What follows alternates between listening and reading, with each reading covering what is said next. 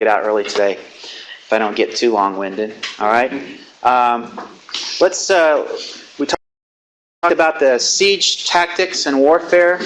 So in contrast to the ancient, battle tactic strategy, Israel's very unconventional, and we see the strategy here in some of the details of the early part of chapter 6. And let me start reading. Let me see, John, Tanner, could you read for us chapter 6, beginning in verse 1 down through verse 9? Okay.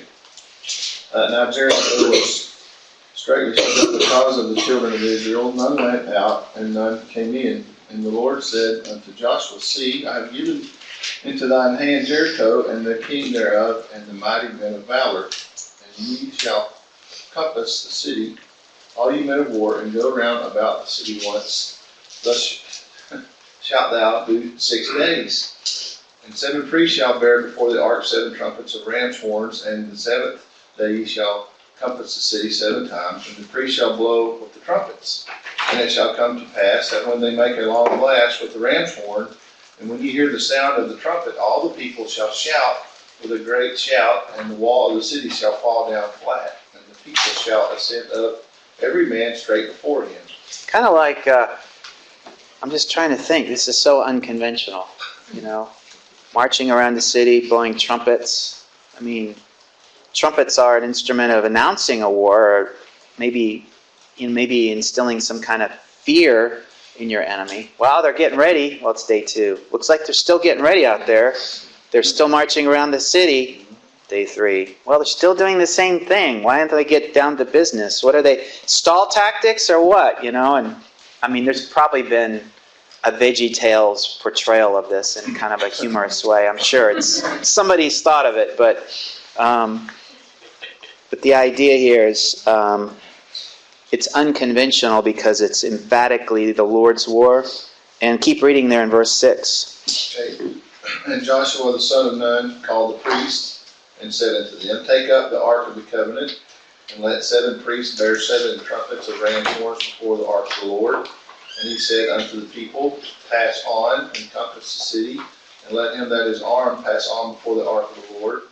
And it came to pass, when Joshua had spoken unto the people, that the 7 priests bearing the 7 trumpets of ram's horns passed on before the Lord, and blew with the trumpets, and the ark of the covenant was and the ark of the covenant of the Lord followed them. Let's move down to verse 15 and get to the good stuff. Okay. And it came to pass on the 7th day that they rose early about the dawning of the day, and compassed the city after the same manner 7 times. Only on that day they compassed the city 7 times. And it came to pass at the 7th time, when the priests blew with the trumpets, Joshua said unto the people, Shout, for the Lord hath given you the city. And the city shall be accursed, even it, and all that are therein, to the Lord. Only Rahab the harlot shall live, she and all that are with her in the house, because she hid the messengers that we sent. And ye in any wise keep yourselves from the accursed thing, lest ye make yourselves accursed when you take of the accursed thing, and make the camp of Israel accursed, and trouble it. Okay, so let's pause there. So the idea of the ban, this is called a ban. The theology from Deuteronomy, if we look back, and we could, if we wanted to go back to Deuteronomy chapter 20, verses 17 and 18, and then the laws of the war, how the war is going to be fought in Deuteronomy 20, verses 10 through 11. So there's a combination of things going on here, and the idea of if anybody comes out of the city and asks for terms of peace, you shall grant them terms of peace and bring them into your household, give them jobs, and make them a productive member of the Israelite community. And that's the case of Rahab and her household. That's what happens there. The other that is what happens later on as Deuteronomy 20. If we look back there, we won't now, but we covered that last week. The details of what you should do in terms of tearing down and completely destroying this well-entrenched paganism and all of its expression. That's the harsh part of it, but we've hopefully made a good case to understand that the influence of paganism is the threat, really. Residual, leftover paganism in all of its various forms cannot be hanging around the city. And that transitions us to this next little discussion here, because it's exactly what we see happening in the rest of the book of Joshua. Well, we have chapters 5 through 12, which are going to focus on the conquest of Canaan. And we've talked about the theological themes, why the conquest is even necessary, the threats of paganism against Israel, and we look back at Deuteronomy. And I've given you some references here in chapter 8, verses 22 through 26, and Deuteronomy 12, and the establishment of the name of Yahweh and His reputation, and what paganism does to reduce that or water that down, or however you want to look at it. In chapter 20, the laws of warfare are addressing the threat of paganism, the real enemy of Israel that's being dealt with here. Israel's role is very similar to that of Adam. Adam was given the initial commands: fill, multiply, rule, and subdue. And the word subdue actually has some military application in other contexts. So here Israel now is corporately following through with the pre-fall commands of the expansion of the one place where Yahweh's name and reputation will be present and on display. But what we have here in this green and red chart is the theology of the conquest and where this goes later in history. So this is kind of an important place to camp. Red represents the conquered turf, the conquered territory of the Promised Land. Green represents that which is unconquered or left to be conquered, however you want to look at that. So by the time we get to the end of Joshua, we recognize that in Joshua's farewell last address, he tells the people, more work to be done. We're not through yet with the conquest. So you see some familiar names here. The Philistines here along the whole coastal side of the Mediterranean Sea. How often are they going to come onto the scene later on and become a thorn in Israel's side? Because they were left unconquered, So they're the primary, David, for example, as king, is going to have some significant skirmishes with the Philistines later on. But we see some of the details. Let's turn to Joshua chapter 13. And the idea of the unconquered aspects of the land. Let's see, is Tim Stone here? Yes. There you are, all the way over there, hiding in the corner there. Take a look. Let's read chapter 13, verses 1 through 6. Now Joshua was old and advanced in years. And when the Lord said to him, you are old and advanced in years, very much of the land remains to be possessed. This is the land that remains, all the land of the Philistines and all of the Gershites and the Sherites, from east of Egypt, even as far as the border of Ephron, to the north. It is counted as Canaanite. The five lords of the Philistines, the Gazites, the Ashadites, and the Ashkenites, and the Giltites, and the Ekronites, and the Abites, to Good job. the south of the land of the Canaanites, and Merah, and that belongs to the Zinites. Okay, And Sidites. good. You're doing great. We'll give you an A+ today for reading those names. All right. But you see this as a problem. There's specific turf or green. All of this is the discussion that's being described here in detail, mapped out here. Now, let's just advance a little bit and see where this all goes in terms of our next book. And once, you might think of it this way, once Israel builds this house, now they have to live in it. And what happens next, we see in bits and pieces of this in the book of Judges. And right away in the book of Judges in chapter 1, verse 1. Let's take a look at that. We'll look at the book of Judges here. We'll probably revisit this next week. Now it came about after the death of Joshua that the sons of Israel inquired of the Lord, saying, who shall go up first for us against the Canaanites to fight against them? There you go. That's that question, right? So there's the continuity from more work to be done, and then what begins to show up as a confusion with regards to leadership when I would argue the baton of leadership doesn't get adequately passed to the next group after Joshua and his death. And we see some of the theology that the author of Judges gives us in the book of Judges. Chapter 1, let's look over at verse 27. If we needed to be reminded one more time, place is not conquered. But Manasseh did not take possession of Beth Shean and its villages, or Taanach and its villages, or the inhabitants of Dor and its villages, or the inhabitants of Elam and its villages, or the inhabitants of Megiddo and its villages. So the Canaanites persisted in living in that land. And it came about when Israel became strong that they put the Canaanites to forced labor, but they did not drive them out completely. So there's this ongoing reference here to what happens in terms of these unconquered nations. And you see the theology of it start to get unpacked in chapter 2. Let's look at verses 1 through 5. Now the angel of the Lord came up to Gilgal at Bochim, and he said, I brought you up out of Egypt and led you into the land which I have sworn to your fathers, and I said, I will never break my covenant with you. As for you, you shall make no covenant with the inhabitants of this land. You shall tear down their altars, but you've not obeyed me. What is this you have done? Therefore I also said, I will not drive them out before you, but they shall become as thorns, and I'll add thistles in your sides, and their God shall be a snare to you. So, and it came about when the angel of the Lord spoke these words to all the sons of Israel, that the people lifted up their voices and wept. So they named the place of weeping, and there they sacrificed to the Lord.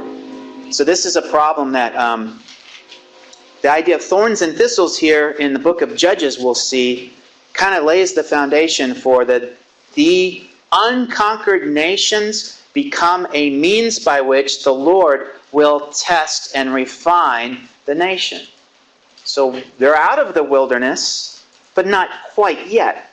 It's ironic that they're in the land, but the nations around become a pressure cooker for Israel with regards to this ongoing refining process. And we see the evidence of that in verses in chapter 2, verses 6 through 13.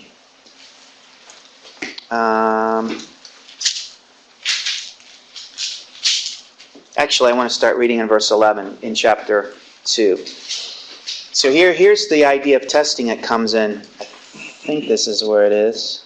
Yeah. Then the sons of Israel did evil in the sight of the Lord and served the Baals. And they forsook the Lord, the God with their fathers, who had brought them out of the land of Egypt, and followed other gods among the gods of the peoples who are around them, and bowed themselves down to them, and thus provoked the Lord to anger. They forsook the Lord and served Baal and Ashtaroth. And the nose of the Lord burned, or caught fire against Israel. That's what it says in the Hebrew. And he gave them into their hands of the plunderers who plundered them, and he sold them into the hands of their enemies around them. They could no longer stand before their enemies. So there's a cycle here, and we'll talk about this cycle next week when we talk about the book of Judges in a little more detail. But here's this oppression, this plundering, and all of this activity is this judgment, you might say. But it's going to, the language is, the Lord will test the people by means of this kind of activity. He's going to allow this to happen until he gets their attention. So this is going to be part of the theology of what the theology of the green, you might say, does to the red, or the people who are in the red. So this is going to be the what next for Israel. So now, 15 through 21, chapters 15 through 21 in the book of Judges, in the book of Joshua. Sorry, we're going to have a lot of emphasis now on geography, boundaries, and tribal allotments in the land of Canaan. And 7 chapters? That's a lot of boring detail about something. I mean, I don't think there's any wasted space in God's Word. But what seems uninteresting to us Western readers is that to an ancient Israelite, these chapters were hugely significant, because what we have is 7 chapters of land deeds. 7 chapters of land deeds, like this one. But not deeds to just any old land. This is the promised land. This is God's land, and this is details with regards to how He, as king, is deeding His land to His suzerain, His people.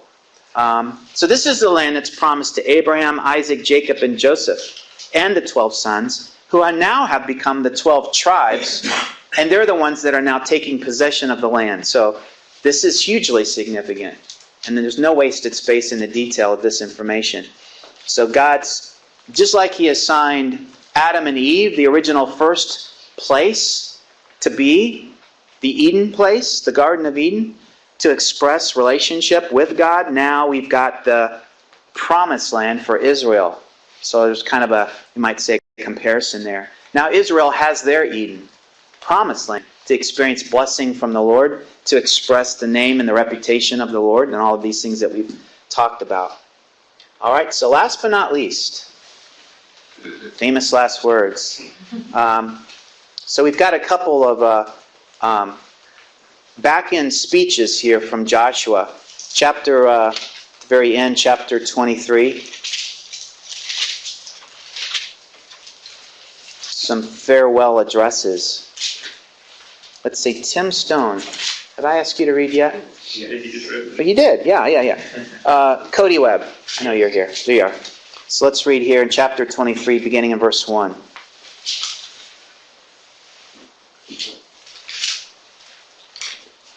After a long time had passed and the Lord had given Israel rest from all their enemies around them, Joshua, by then a very old man, summoned all Israel, their elders, leaders, judges, and officials, and said to them, I am very old.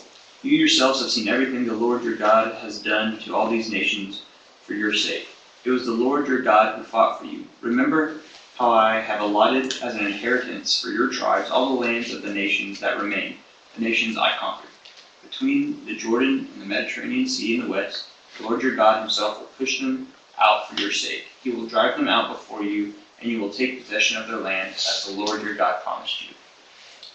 Be very strong. Be careful to obey all that is written in the book of the law of Moses, without turning aside to the right or to the left. Do not associate with these nations that remain among you. Do not evoke the names of their gods or swear by them. You must not serve them or bow down to them, but you are to hold fast to the Lord your God as you have until now. The Lord has driven out before you great and powerful nations. To this day, no one has been able to withstand you. One of you routs 1,000 because the Lord your God fights for you, just as He promised. So be very careful to love the Lord your God. But if you turn away and ally yourselves with the survivors of these nations that remain among you, and if you intermarry with them and associate with them, then you may be sure that the Lord your God will no longer drive out these nations before you. Instead, they will become snares and traps for you, whips on your back and thorns in your eye, until you perish from their good land which the Lord your God has given you. All right, let's just pause there. So you see that continuity in language. The thorns and thistles are coming back again. There's the theology of what the implications of these unconquered nations will be. There'll be thorns in your side, and a means by which God will turn up the megaphone of, you might say, the pain and the suffering that sometimes life brings to draw us closer to the Lord. That's that idea of refinement that we've looked at before. So Joshua has his theology correct. As we'd only expect, you hear a lot of Moses coming through here. So he's definitely passing that baton of what Moses would have wanted him to say. Chapter 24, we have another farewell speech. And we won't cover all the jots and tittles, but you've got the first 13 verses of chapter 24 that really are a review of history, kind of a historical review. And oftentimes those historical reviews are the speaker's way of magnifying what the Lord's done in terms of military conquest, and all the way, he goes all the way back to the patriarchs into the present day, in a pretty economical way there. Then we have verse 14 and 15 in chapter 24. Joshua says, Now therefore fear the Lord, and serve Him in sincerity and truth. heart with feet, and put away the gods which your fathers served beyond the river and in Egypt, and serve the Lord. And if it is disagreeable in your sight to serve the Lord, choose for yourselves today whom you will serve, whether the gods which your fathers served, who are beyond the river, or the gods of the Amorites in whose land you are now living. But as for me and my house, we're going to serve the Lord. And the people answered and said, Far be it from us that we should forsake the Lord to serve other gods. For the Lord our God, it is He who's brought us and our fathers up from the land of Egypt, from the house of bondage, and who did these great signs in our sight, and preserved us through all the way in which we went, among all the peoples through whose midst we passed. And the Lord drove out from us before all of these peoples, even the Amorites who lived in the land. We also will serve the Lord. We agree with you, Joshua, for He is our God. And then everybody lived happily ever after. Right? Now the people respond there in verses 16 through 18. As we'd expect, it's an interesting response that Joshua gives there in verse 19 and 20. Kind of unexpected, unannounced. Joshua says, you will not be able to serve the Lord. He's holy, and you're not. He's a jealous God. He will not forgive your transgressions or your sins in a continued state of rebellion, I'd add. If you forsake the Lord and serve foreign gods, then He will turn and do you harm and consume you after He has done good to you. And the people start to get panicked and say, no, but we'll serve the Lord. And so there's a little exchange here at the end, interestingly, right at the end of the book of Joshua. And that tension that's there sets the stage for the next book, right? The book of Judges. We're going to have that tension as we move ahead to the next turn in the history of Israel and what happens. But despite all of this response, we end with the covenant renewal. And Joshua here at the very end, verse 25, after the people finally say, we will serve the Lord. We will. Shema His voice. Verse 24. Joshua made a covenant with the people that day and made for them a statute and an ordinance in Shechem. And then Joshua, like Moses, wrote these words in the book of the law, the God. He took a large stone and set it up there under the oak that was by the sanctuary of the Lord. And Joshua said to the people, behold, the stone shall be a witness or a testimony against us. For it has heard all the words of the Lord, which He spoke to us, and it shall be for a witness against you, lest you deny your God. So, setting up for hopeful success is what Joshua's doing all that he can in calling the people and pointing them in the right direction. But in a similar end to the book of Deuteronomy, here in verse 29 and 30, we have another tribute to the author, leader, prophet extraordinaire, Joshua, in commemoration and a reference to his death there in 29 and 30. And that's the end of the book of Joshua. So we'll just we'll end there today.